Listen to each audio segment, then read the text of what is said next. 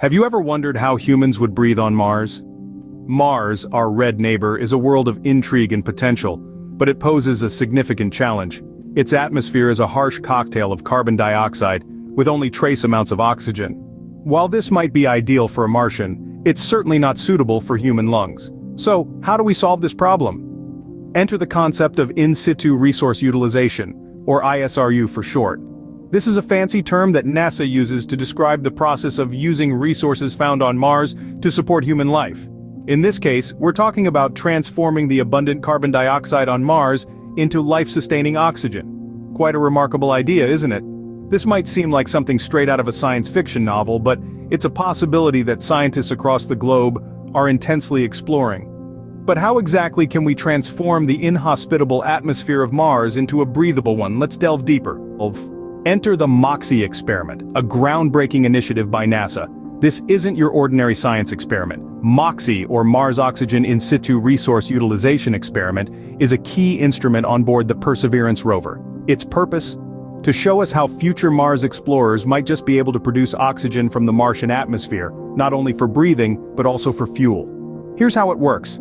MOXIE takes in the thin Martian atmosphere, which is mostly carbon dioxide, and uses a process called electrolysis. This process works by passing an electric current through the carbon dioxide, which splits it into oxygen and carbon monoxide. The oxygen is then isolated and stored, while the carbon monoxide is released back into the Martian atmosphere. This ingenious system could be the answer to creating a sustainable oxygen supply for future Mars missions. So the MOXIE experiment is our first step towards making Mars livable. But what's next? The successful demonstration of MOXIE is just the tip of the iceberg. As we look to the future, we can envision scaling up this technology. Imagine larger, more advanced versions of MOXIE, capable of producing enough oxygen to support human missions on Mars.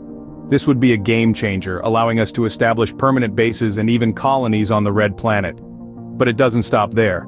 We're also exploring the potential of harnessing life itself for oxygen production. Plants and algae, which produce oxygen as a byproduct of photosynthesis here on Earth, could be cultivated in Martian greenhouses.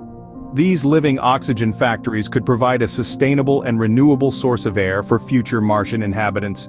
So, while we're not ready to take a deep breath on Mars just yet, the future of human oxygen production on the red planet looks promising.